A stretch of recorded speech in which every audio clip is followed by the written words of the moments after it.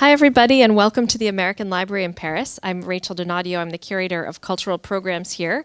And tonight we're hosting a special conversation on the life, work, and enduring influence of Binyavanga Wainaina, who was a pioneering voice in African literature. And I'm really pleased to be welcomed this evening by Achal Prabhala, Hemley Boum, and Jeremy Harding.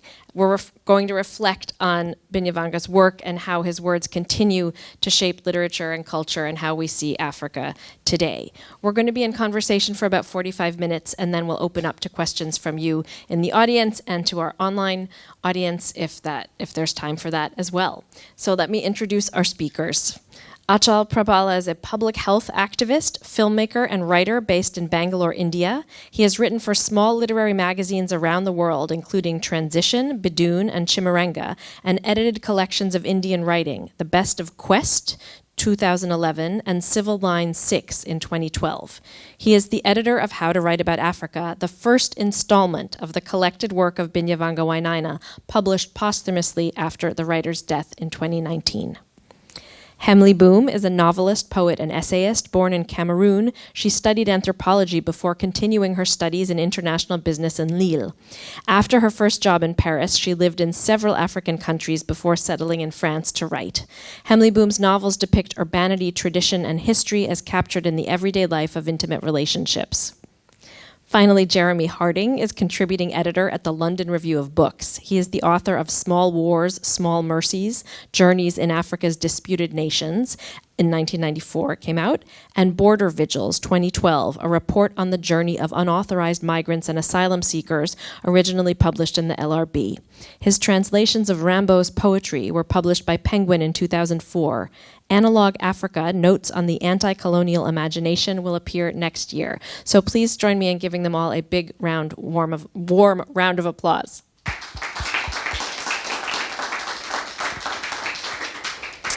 So let's start off with the origin question for Achal. Tell us a little bit about, you met Binyavanga at a certain point in your life through a mutual friend after you'd written a piece that he admired. And how did you come to put together this collection, and just kind of give us a little bit of a sense of Binyavanga and how this all came about? Thank you. And Rachel, it's fantastic to be here, and thank you for inviting me, and thank you for doing this for Binyavanga. Thank you for coming from Bangalore, India to Paris to be on this panel. Indeed. Yes. Thank you.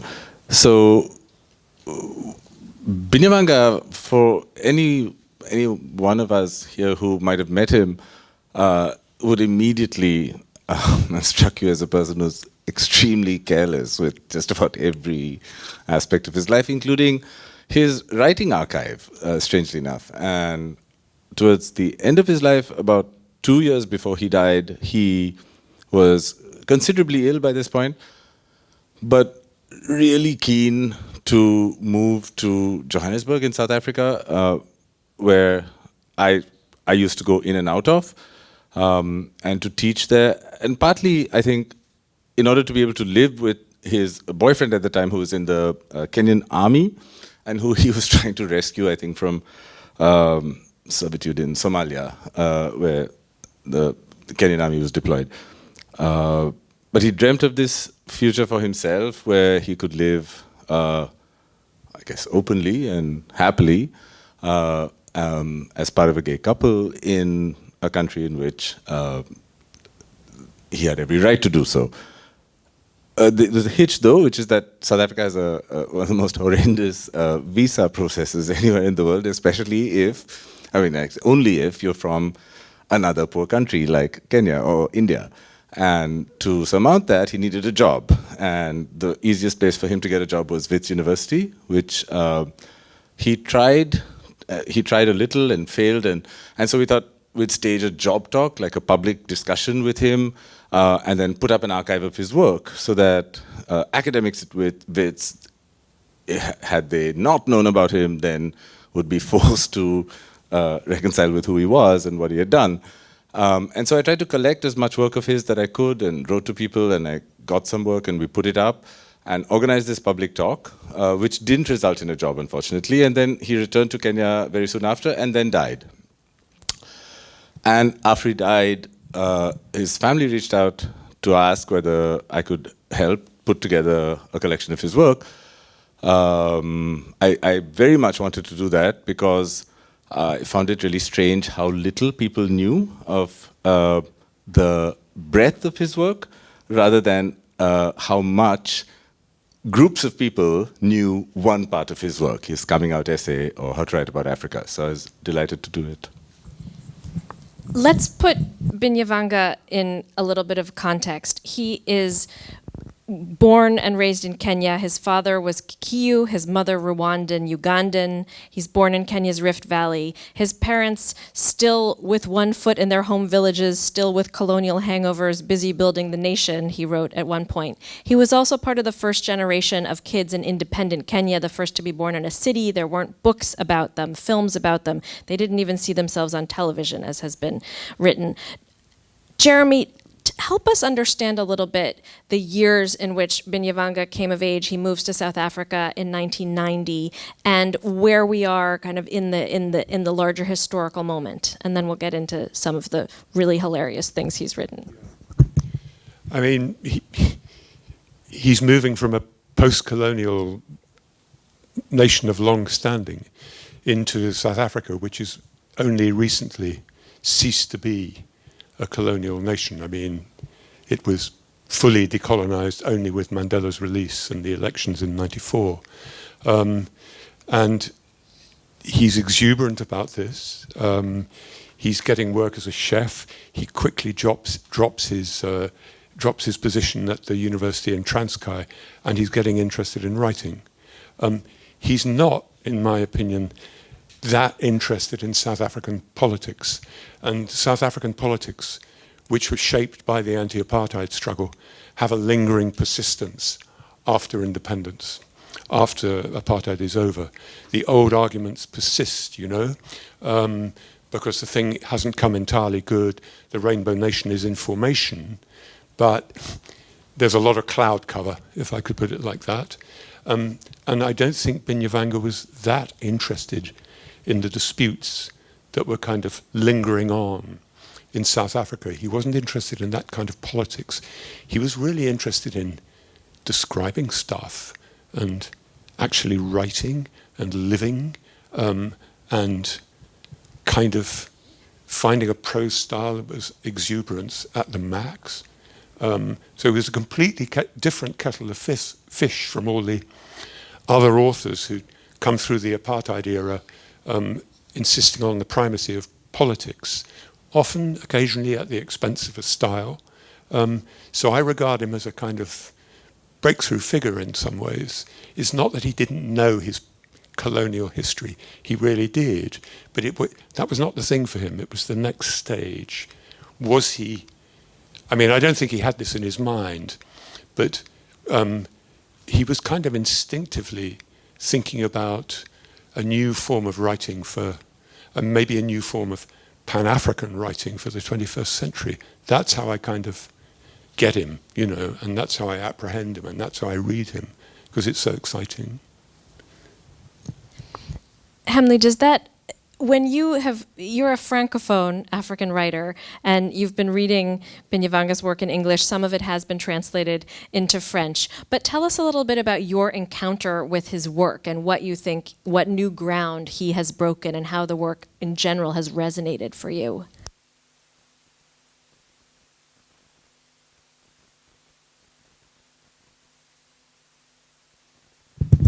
Okay, everything is okay. Well, when I received your invitation, I asked to myself what we had in common. And at first I didn't see, because I didn't know him so well. Sorry for my English, I will speak a little bit slow for you to just to be clear. I didn't know him so well.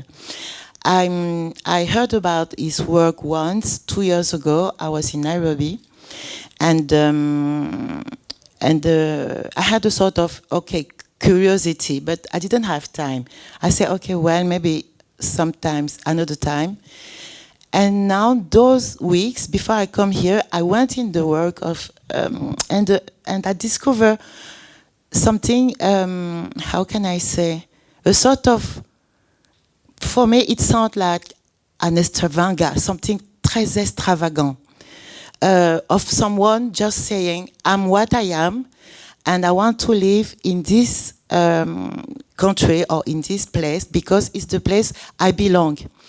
And I belong also to the world. And let me tell you about what people are here, and let me tell you also about my intimacy, what I feel like a human being in this world, in this time we are living. And for me, it was very how can I say it? It was wonderful because that's what we are trying to do. That's what we are trying to do as writers all around Africa right now, to say who we are, to just say it. What are our countries? What is our history? We know the histories, and we also want to say who we are and what we think we have to stay in this place free. And then the link between me as a writer and what he was as a writer, but also as an artist, or also as a human being, seems more clear for me. There's a really beautiful essay in this book where Binyavanga talks about becoming a writer in South Africa, and it involves going through periods of crippling depression and flunking the statistics exam 7 times when he's actually supposed to be, studying business at a university in Transkei. And then he moved to Cape Town to freelance, and he writes, I chose to write because it needed no visa. For years, my checks would be paid through friends because it was something to do that cost no money, because it made me feel I was worth something in a country so obsessed with itself at the time that any other place was invisible. Achal, tell us a little bit about Binyavanga's life and becoming a writer. There's something that Jeremy said, actually, that I hadn't thought of in those words, of course, because it was, I think, brilliantly put.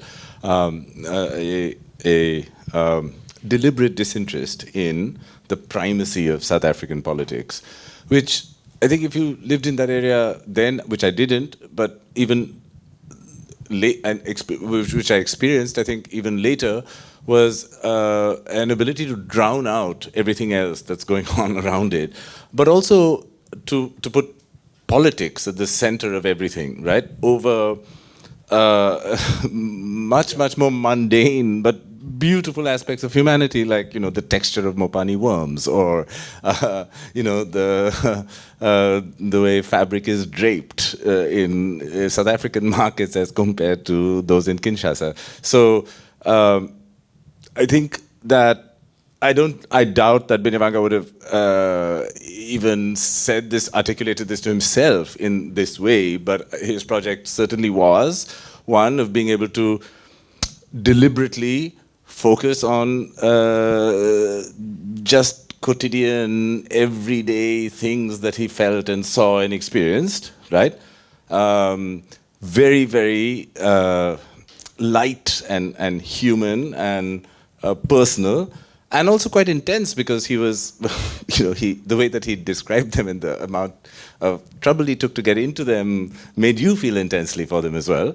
And I think that part of his project extended to, I think started off with an interest in food, in the preparation of food, which he, I think, quickly got tired of. And there's just one particular incident. I don't think it was a tipping point necessarily, but he made Kenyan and South African food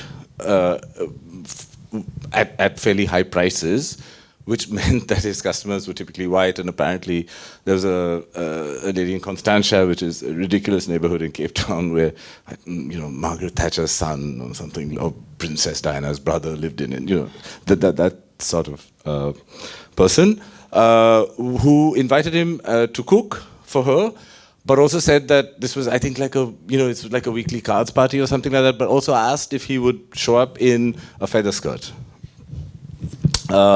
And whether, the food could all be served by people wearing feather skirts so that it could be authentic. And I think this was one of the many tipping points that led him to seek a career in writing about food rather than preparing it, because he felt his prospects might be brighter on that side. And then he went from the feather skirt eventually to the pink tutu, in which he gave his TED talk about having come out. But that's the kind of scene that you really can't make up, and that he tells with such extreme humor. How many of you in the room have read Binya's hilarious work? Some of you. Okay. Well, those of you who haven't, you have such a pleasure ahead. And those of you who have, this will resonate with you. I think maybe let's just go straight to the heart of How to Write About Africa, that essay, which came out in 2006. It was published in Granta, and I'll just read the opening paragraph. Always use the word Africa or darkness or safari in your title. Subtitles may include the words Zanzibar, Maasai, Zulu, Zambezi, Congo, Nile, big, sky, shadow, drum, sun, or bygone. Also useful are words such as gorillas, timeless, primordial, and tribal. Note that people means Africans who are not black, while the people means black Africans.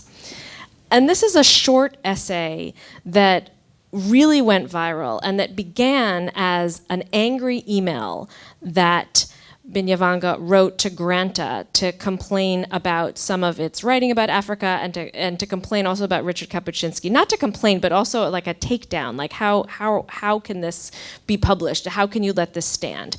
And eventually they asked Binyavanga to put a piece in Granta about this, and it wasn't happening. And finally, some of the editors there said, why don't we just repurpose his email as an essay? And with some back and forth with Binya, it emerged in 2006, and it really has an incredible afterlife. Tell us a little bit about the afterlife, Achal, and how this essay changed changed things. I've just read very few things where every comma packs a punch. I'm laughing at that even as you read it out now, but I've read it 1.5 million times, and I really don't think that there's much else that I can read as much and then consume it every time as sort of freshly and enthusiastically as that essay. I read William, Rickmell, I think is how you pronounce her name, a British writer who wrote children's books about a boy called Richmell, is it? Called William, and they're the only other thing that I know apart from this essay that I can read, 10 years later, 20 years later, and still laugh at. I still find it funny and fresh and brilliant, and it's really exceptional. He was really lazy about it, and he wrote a subsequent essay, which we hope will be in a subsequent volume of his collected works, reflecting back on this experience, which was, he described, I think, in a diabetic fit. an angry letter written in, some dip in sugar levels, which he fired off. And then, for the life of him, I think, could not improvise upon to turn into whatever I suppose he thought a respectable essay for Granta should look like, and then settled on this. He, I think, met heads of state and Bono, most significantly Bono, and just made sure that every single person that he knew, heard his hilarious take on whichever important person he had just met, seeking a kind of absolution or something from him. He became, I think, the figure who could instruct on how to write about Africa, as well as absolve, people for whatever it is they had said or done about Africa prior to reading his piece. But he just found it a really curious and amazing position to be in, because he hadn't asked to be, the lord of all things connected to the continent. But then he was, and he wore that lightly, though, and I think it's quite difficult to play that as well as he did, which is not to disown it or, not to be tired of being the writer of How to Write About Africa, but to own that well and then move from that to be able to do all of the other things he was more interested in, the more subtle and the more the more delicate things that he had a greater interest in writing about, right? So I think that's quite an achievement to be able to move on from being the author of that piece, but he did. Jeremy, you wanted to add something?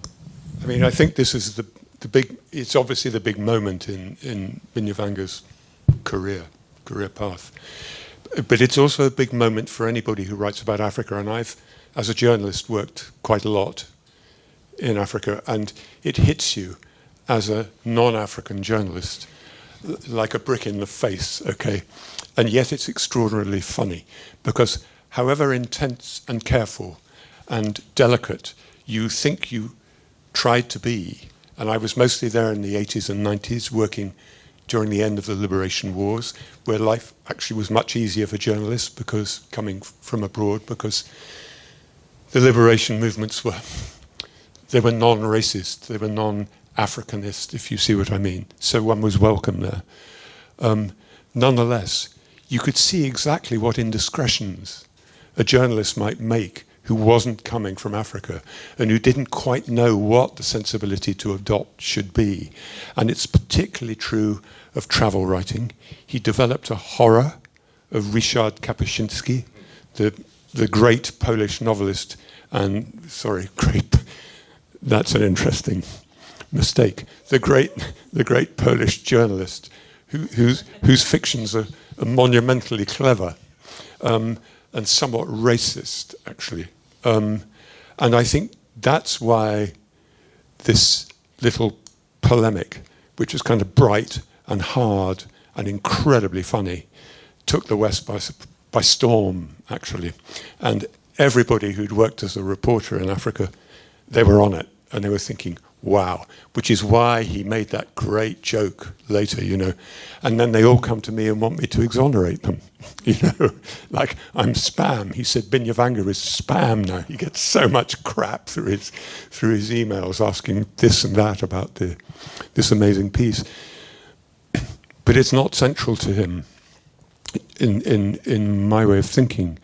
He's a stylist, and although that was a great piece of satire, his other writing is lyrical, very amusing in totally different ways.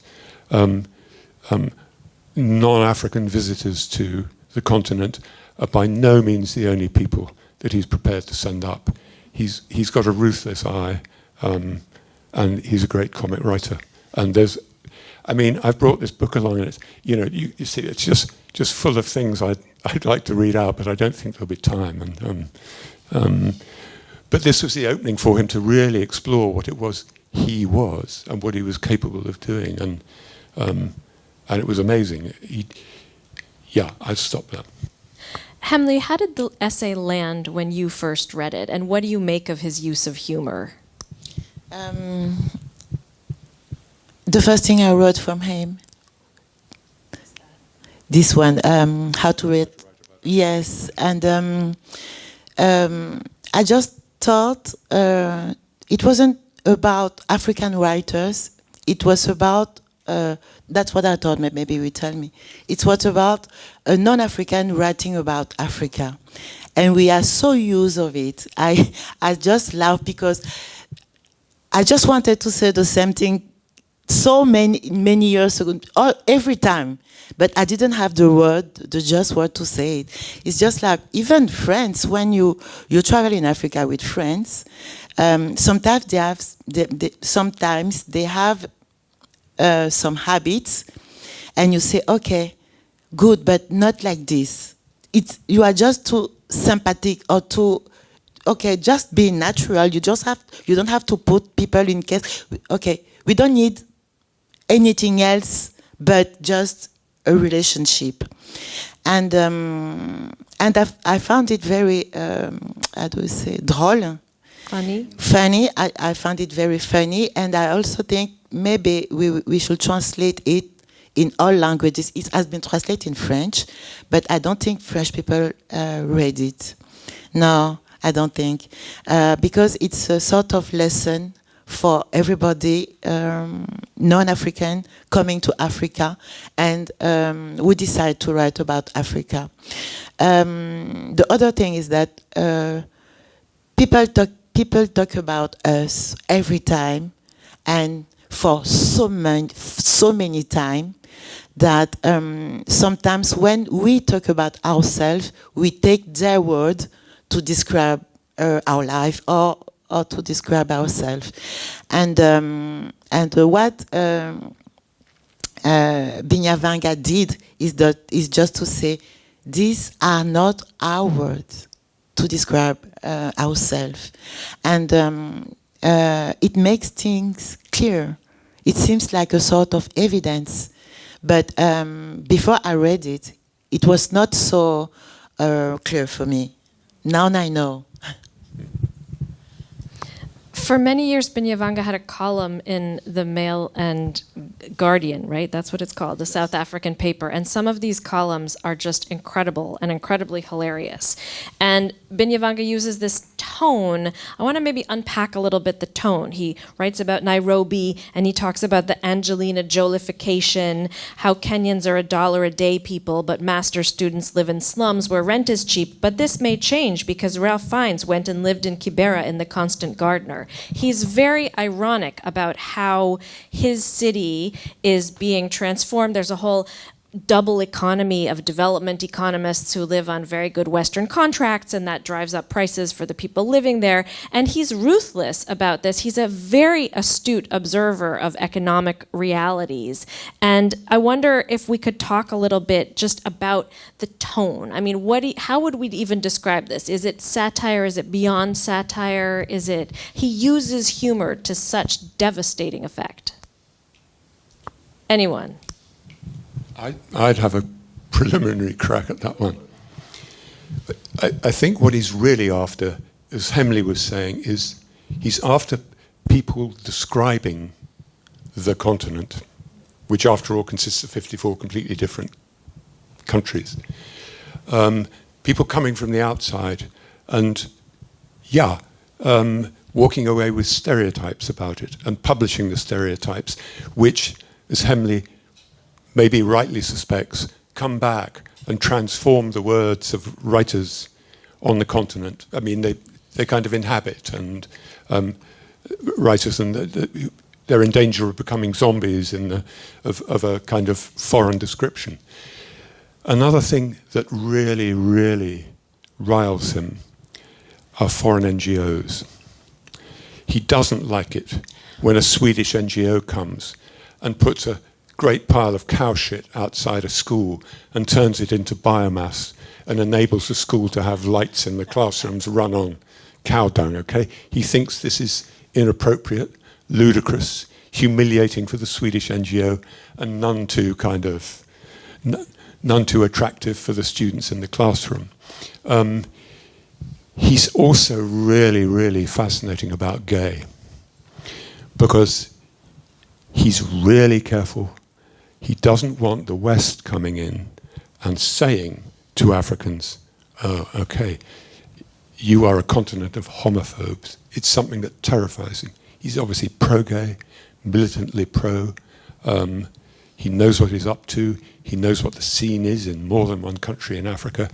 But as he said in this really brilliant TEDx talk, he said something like, what worries me about talking about gay in front of Western audiences is that, or anywhere, is people are going to come along and say, well, I'm just going to go and have to report you to the West. He's talking about homophobia. And this is the thing he wishes to avoid at all costs, right, Achal? And it's a very strong kind of continental divide and a cultural divide. He doesn't want it to be appropriated by anybody. I think that's exactly right.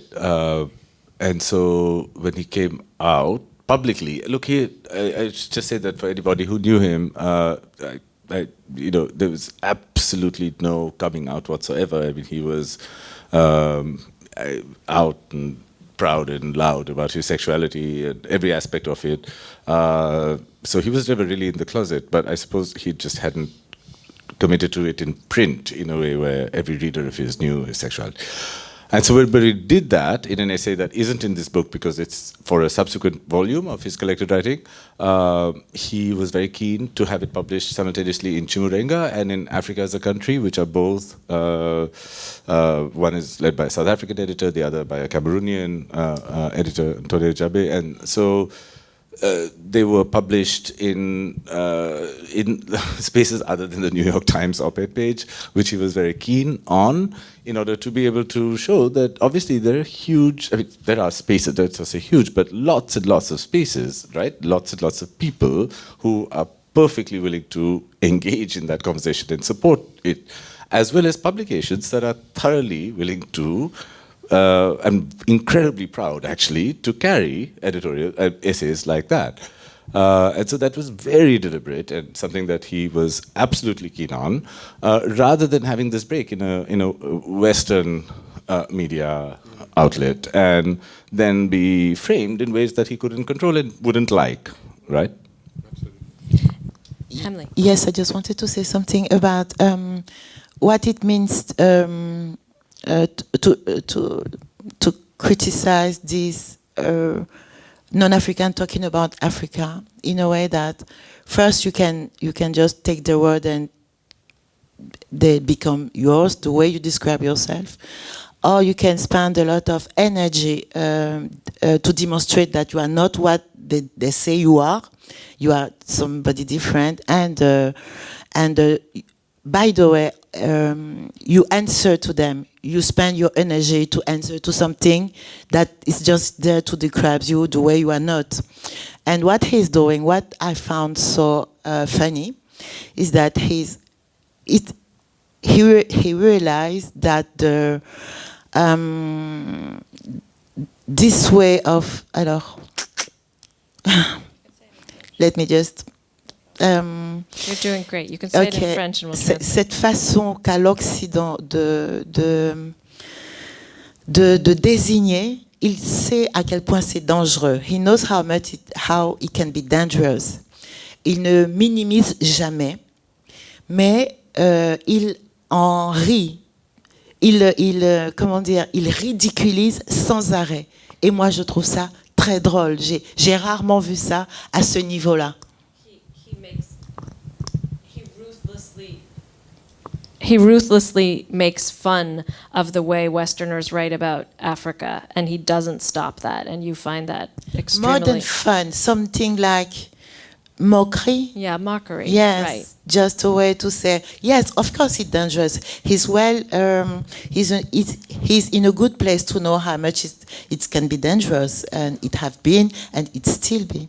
But he has a way of just turning things that make it so ridiculous in a certain form. So actually that joking about homophobia is deadly serious. He doesn't want the West to walk away with a narrative about Africa saying, oh, but there's all these laws in these various states against gay and homosexuality.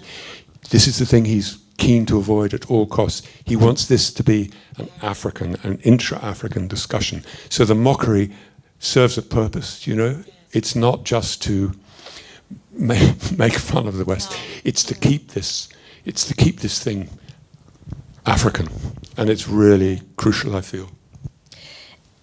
In one of his short stories, Ships in High Transit, which is really a beautiful story, it's told from multiple perspectives, and one is the perspective of an African man, and who's driven around different people. He says he has seen them all. He has driven feminist female genital mutilation crusaders, and on and on. Not one of them has ever been able to see him for what he presents before them. He is to them a symbol of something. One or two have even made it to his house and eaten everything before them politely, then turned and started to probe. So is this a cultural thing or what? What do you think about democracy and homosexual rights and equal rights? Trying to understand your culture as if your culture was a thing hidden beneath your skin, and what you are, what you present, is not authentic. So this is a way in which he uses humor, like all these, various random do-gooders, and the story is also told from the perspective of some of them. But then in this, he lays out, like, this is what it's like to be seen as a symbol when you're trying to assert yourself as an individual. What do you guys make of that? There was one strain which I thought quite consistently ran through, especially the Melangardian essays, but I think his nonfiction in general, which was anti-development speak, I say development speak, I mean NGO speak.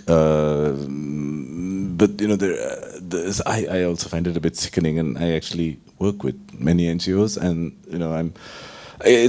there is an incredibly dehumanizing shorthand that's employed by the very best people at the very best NGOs, which it's hard to object to as well, because it's not. But this, $1 a day people versus $2 a day cows in Kobe or something. The kinds of comparisons that he makes. When people talk about income inequality or look, it's awful to make jokes about genital mutilation and so on, but he manages to do it very well. Yes, I really shouldn't actually say anything more. But he does do that well, and it is actually deeply irritating as well. And for God only knows that you hear that phrase about awareness of gender or something like that. You just you really, really want to kill yourself, right? I mean, I do certainly, but he was able to articulate those things bravely and strongly, and that was the fabric that he used to dress those essays. It was really integral, I think, to him, to be able to assert an individuality and texture and grit and the kinds of warmth and all of the inconsequential things that didn't relate to income inequality and gender awareness and genital mutilation as well. So. And he didn't want anybody, and I sympathise with Achal's remarks about NGOs. They're not by no means all bad. He didn't want anybody coming in and condescending to people and saying, wow, you mean you haven't taken care of genital mutilation? Wow, you haven't learned to go against your governments for their homophobic legislation. God, who are you people? That was the thing that he really couldn't stand. It really got up his nose. There's a great remark that tells you everything in miniature about Binyavanga in One Day I'll Write About This Place, where some Danish aid organisation calls him up and says, you're a writer, aren't you? You're actually an authentic African writer. He goes, yeah, tell me more. We'd like you to write about, this project that we've got going. It's in X, it's in Sudan, actually. And he just says, I don't do development writing. It actually leads to a fabulous piece of reportage from Sudan. He does get the assignment and goes down there, and he turns it into a masterpiece of journalism. Which was probably, I mean, I've read that and I love it, and it's here because it's brilliant. It was funded by European Union development donor funds, and I'd love to have seen the expression on any one of the donors' faces when they got that essay back as That's the product. Right. It was the EU, wasn't it? Yeah, EU development. Yes. But I think that they disbursed the money and they couldn't do anything about it because he then just wrote what he liked about, possible, the drug use and poetry of the driver that he spent a lot of time with. But it's also a very dramatic report about distress and hunger and war. And so, he could do it. And in a way, he's saying to us, how many more Western journalists do we need to kind of parachute in here? We've got journalists who can do that, which is absolutely my experience during the 80s and 90s. You found yourself a counterpart journalist in the field, and they knew everything right from the get-go. And they were writing fantastic stuff when they were allowed to. I just wanted to add that when it comes to gender or homosexuality or democracy or feminist or all these stuff, Africa, there's always somebody talking for Africa, for African, and asking and saying how we should be feminist, how we should talk about gender or treat our gender. We have all sort of injunctions, orders coming from everywhere, And these people give us money. So sometimes we just have to do it. And there's something very nice you have to read is How to Be a Dictator. Yeah. And what dictators made about with those people giving money. And what he do here, what I wrote is that, encore une fois, he knows how much it was dangerous. And it's a sort of different tongue, different language when he speaks about them and when he speaks about people in Kenya.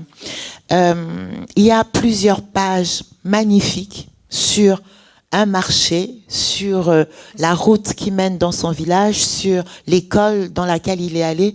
Elles sont très pures. Il n'y a pas de moquerie. Il y a une grande tendresse pour les personnes qu'il a rencontrées dans la vie de tous les jours, dans son pays. There's a wonderful descriptive ingenuiness about the way that he describes this particular market scene in Kenya, which is kind of typical. And you've moved away from these dangerous areas that he wants to allude to with mockery and kind of nail them into a pure writing and a kind of really generous writing about what it is to be among Africans, selling African wares, moving around together, trading. It's the most beautiful passage. Yeah. So, right, that's what Hemley was saying, that he writes about a market, he writes about a road, he writes about schools, and he writes about these places with extreme tenderness. He also pushed back against a lot of the commonplaces in the narrative about how China and India were exploiting Africa. He says EU diplomatic types talk about partnership support. Then he says, we are not a market, we are a sort of kindergarten that needs a firm hand and bright, bold colors, whereas the Chinese built a mall as part of their trade mission in Nairobi. And he writes, they talk about doing business and mean it. Any thoughts? Awareness of the girl child is actually what I was. It is related to this, and I'll relate it back. But that was that particular phrase that got my goat, and I think got his goat. Awareness of the girl child. Awareness of the girl child? Yeah, and the UN had a year for awareness of the girl child. And awareness of the girl child is just an overused phrase. Again, I know I sound like a horrible person. I should really not actually continue speaking about this at all. But there was... so this thing, one of the things that relates to this actually is that, so there was a European Union funded project to get students in Kenya to use more biogas, which is exactly what it sounds like. It's biogas. So there's this one line, and I'm not going to say it as nicely as he wrote it, but he says that, look, everybody in the school was terrified when they finished this lesson on biogas, because they said the worst thing that the boys could think of was they'd end up shining shoes, and that the worst thing girls could think of was that they'd quickly become pregnant, and now there was a worse future even to think of, which is they'd be used as a biogas. So, but this idea that, well, it's just that I think there was just, I think because of maybe the historical nature of that relationship, he did, I think, see just straightforward commercial relations with whichever countries, including China, or I think not so much India, but really China figured largely in that narrative. I think Indians in East Africa might have also figured in the same equation in terms of people who were there primarily to do commerce and a complicated thing, but I think that the broader point was just that the relationships that were based upon a kind of condescension and of an ever-present inequality, not of incomes even, but of sort of intelligences or something, which was insulting. Whereas then you had, more honest and straightforward relationships, which didn't come with lectures about, I suppose, things that should be done and should not, and using biogas. And there's also something, I think that the sous-entendu of that is that there's something sly about the charm and the elegance of the European businessman. You never quite know where you stand. I mean, this is kind of what's being hinted at. Whereas the Chinese come and they put their cards on the table, and maybe it's true of the Indian business as well. And I think he's happier to see things that way, that that what you're told is what you get. Why don't you each talk briefly about what you feel like is Binyavanga's legacy and the place, the paths that he might have opened up, and then we'll open it up to questions from the audience after that.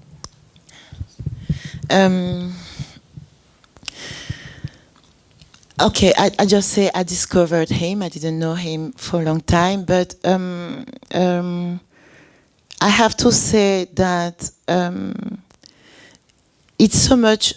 It's looked like what I think myself and what I think about so many times, and what I can share with other writers, African writers, especially those who are in link between who live between Africa and Europe, like me. There is a question of language. I'm speaking French, he's speaking English, and we never met. But when I read him, everything I read from him, it should have been. He's speaking about Kenya. It should have been Cameroon for everything. Everything he's talking about people, ONGs, how non-African talk about Africa, how is China, how is all these things, just meaning there is no equality between the rest of the world and Africa. Everybody come in Africa with ideas, and those ideas are very difficult to move. What I felt is that he just, comment dire, comme s'il avait renoncé, as if he renounced, à mettre vraiment son énergie dans cette bataille-là. To put his energy into that battle. Yes, il ne voulait pas convaincre l'Occident. He didn't need to C'était pas convince the ça, West. c'est pas ce que j'ai ressenti. Il ne voulait pas convaincre l'Occident de ce qu'il avait à dire. He didn't need to convince the West of what he had to say. Il voulait ouvrir des portes à l'intérieur. He wanted to open doors inside Africa. Pour que des choses puissent circuler, la parole puisse So that circuler, things could circulate, words could circulate, la façon de faire famille et démocratie the puisse way circuler, to build families and make democracy could la circulate, façon de comment se construit le rapport à l'autre, à sa sexualité et au genre. how to construct the relationship between sexuality, between people and sexuality and people, Et ce qui m'a plus que séduite, c'est que il ne doutait pas une seconde que c'était en train d'arriver. And what really seduced me most about his work is that he never doubted for 1 second that would not happen. That will happen. That he didn't doubt that it would happen. Yes. He knew it would happen. Yes. He was confident that would happen. I think it's a brilliant description. Yeah. I have nothing to add to that.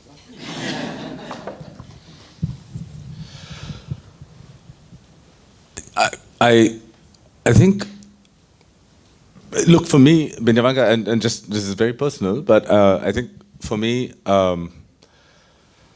I'd been thinking about things, in a completely different city, on a completely different continent, in roughly the same ways that he had. And I think when I encountered his writing first, I did encounter his writing through How to Write About Africa, but then for various reasons, including that I used to write for a magazine called Chimurenga, where he published a lot of his earlier work. Prior to writing How to Write About Africa, I came, I saw in that magazine and another one called G21, which was an online magazine run out of New Orleans.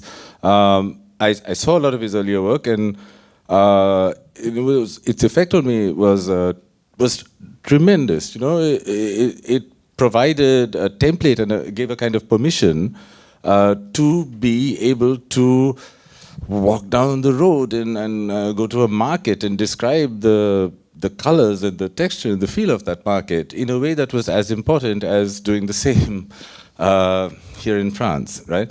except that doing the same here in France is just something that's more acceptable and is something that has been done before and has the official stamp of approval of English literature, whereas doing that in Bangalore doesn't necessarily have it, right? And so I think that he gave me a kind of permission to be able to be as interested in the texture of my daily life as he was in his. And it was an incredible thing. And I know how much he similarly affected people that he came across, or that people who came across his writing.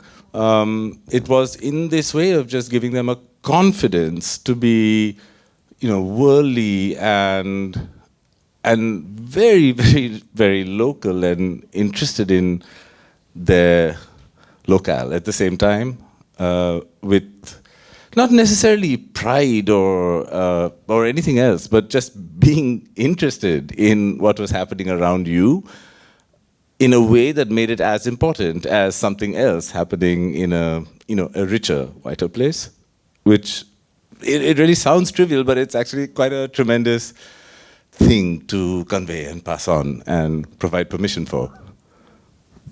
Thank you all. Do we have any questions from the audience? And a mic will come around to you. Yeah, I'll take this. Oh, wait, but you might have to.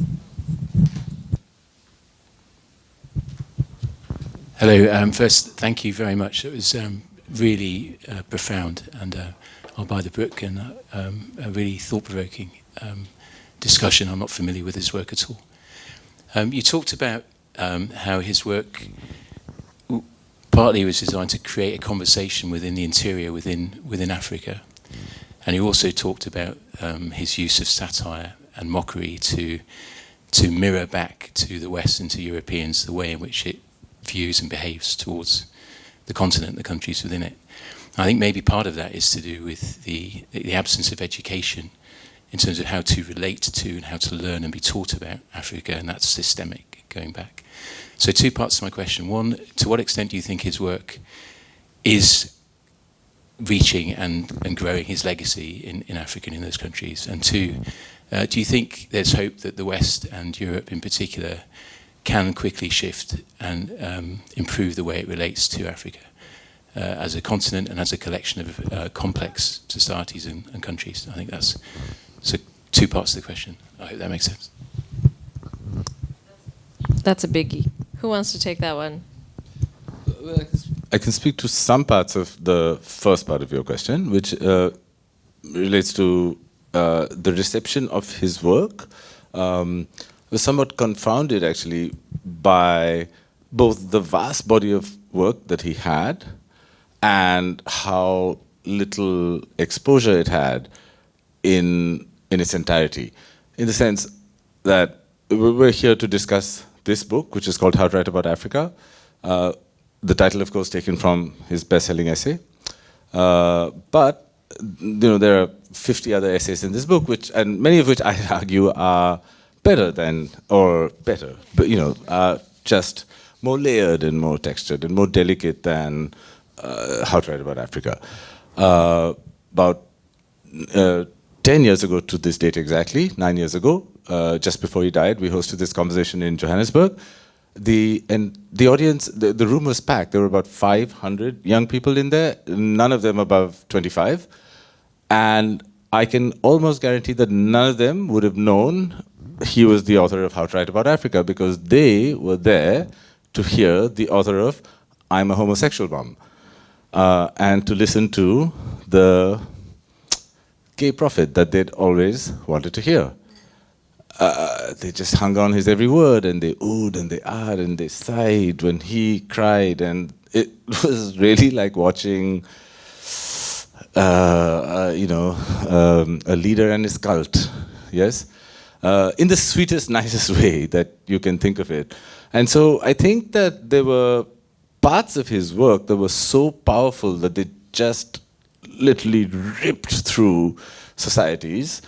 And then, large parts of his work that didn't come into the world with that flamboyance or, the biting satire or just being on point for that moment in time, which I unfortunately have to say were and are not read. And that, I think, is a loss, because it's the dexterity and the range and the length and breadth of his work which is really astonishing to me. And I really wish that was something that got more exposure or was better understood. Another question?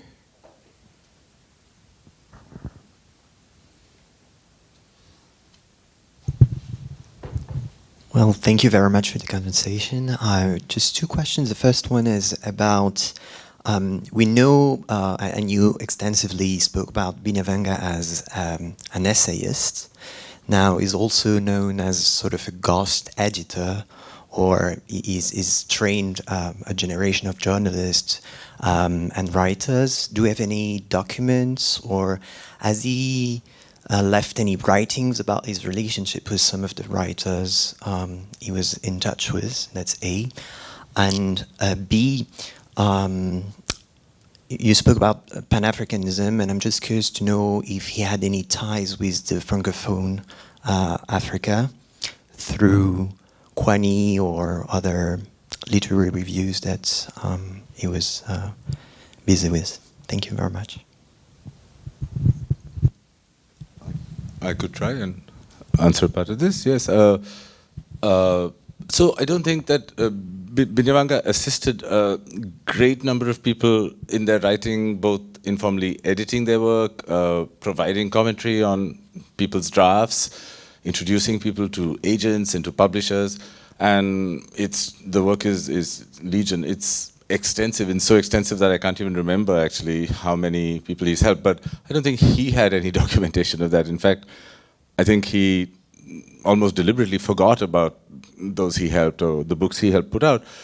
But there are many, and you can read all of their acknowledgements to Binyavanga on the first pages of their book. So Yvonne Awor, who has published 2 great novels set in East Africa and Kenya,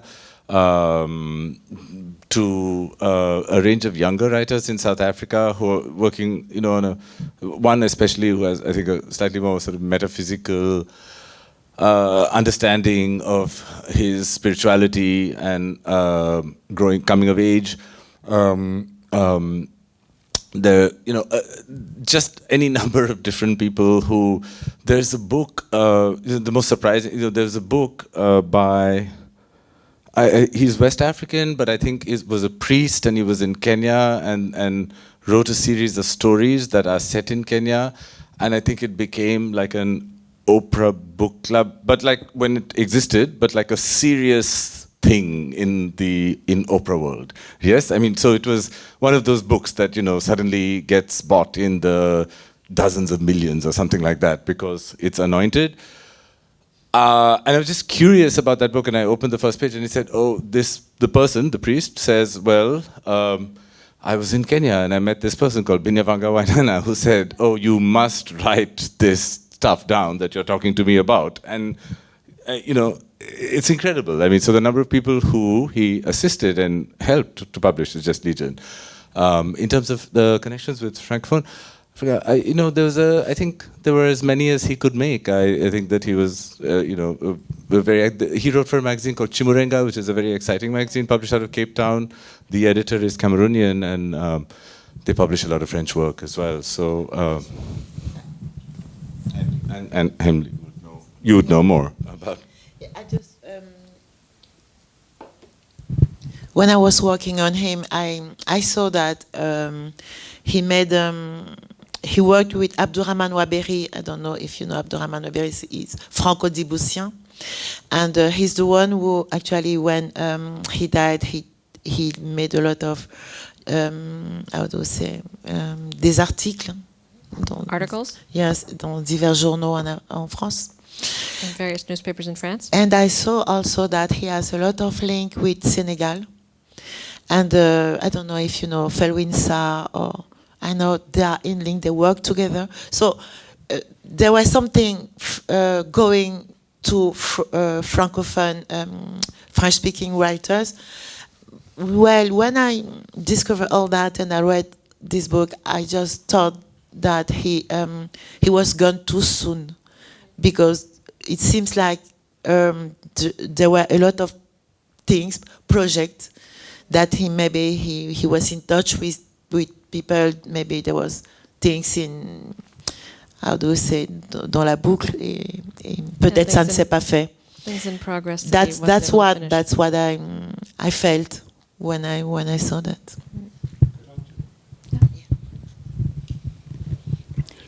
Just very quickly, the first question you put that Achal answered, Binyavanga was a beneficiary of the internet, and so were the people he knew. And I think this is where this kind of editorial help and this encouragement of young, probably unknown writers, maybe Chimananda Ngozi was one of them. This was a kind of internet process. So we've gone over this, we've crossed this huge hurdle whereby publishing physical books and distributing them above all was an economic and logistics problem in Africa. Heinemann African Writers series, an absolutely great series, had dreams of distributing books all over Africa. Présence africaine, same thing. But actually they run into logistical problems very early on. When you have the internet, writers start talking to each other, they start sending each other their manuscripts, and it all begins to happen. I can't really answer the question about Francophone versus Anglophone, because they've always seemed to me there seems to have been insufficient communication between them. Heinemann African Writers series, they published a lot of French writers, Francophone writers, and it was really interesting. And Présence africaine, one or two Anglophone. But that's as much as I know. One more question.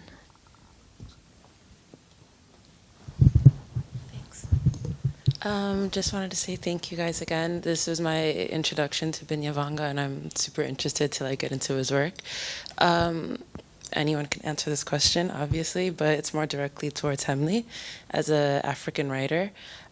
I find, as an inspired African writer, I find it's kind of difficult not to fall into the trap of writing about Africa or your personal experiences from the lens of non-African people, consumers. Like you said, you start to adopt the words that they use to describe your own personal experience. So my question is, I guess, how would you advise other African writers not to fall into that trap of, writing about what non-African readers or publishers seem to want to hear? Great question. Well, I will try my best. The only thing I can say is that here in Southern, they are writing for so long that they have read everything they wanted to hear. And you cannot come and try to just to ignore who you are. We are writing from somewhere. Do you know what I mean? You are writing from somewhere, and you cannot forget that somewhere. All you need is to be sincère et singulière. Je sais pas comment traduire. All you need to be sincere is to be unique and individual. Unique, sincere and unique. You just have to think that what you have to say, maybe everybody have written about the subject, but nobody like you, because nobody has your experience, nobody comes from your life, nobody has your own perspective. So just write on this side. Be unique and be sincere. For me, it's it's all. If I was talking in French, I would be much more You hit all the argumentative. Can we have a really big round of applause for the three panelists?